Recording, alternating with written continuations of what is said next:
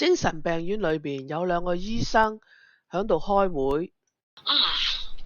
有咩方法可以測試下我哋啲病人係咪好返，同埋可以出院咁嘅呢？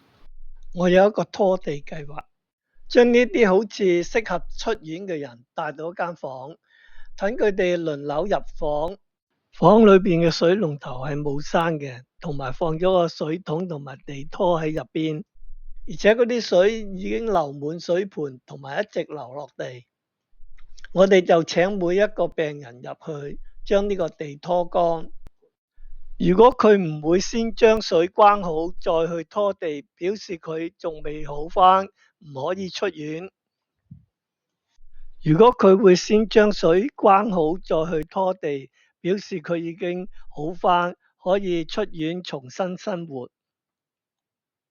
真正得救嘅人應該活出基督嘅樣式，生活嘅見證係最容易顯明一個真正重生嘅基督徒，不單係切斷過去罪嘅捆綁，亦知道靠主過得勝嘅生活。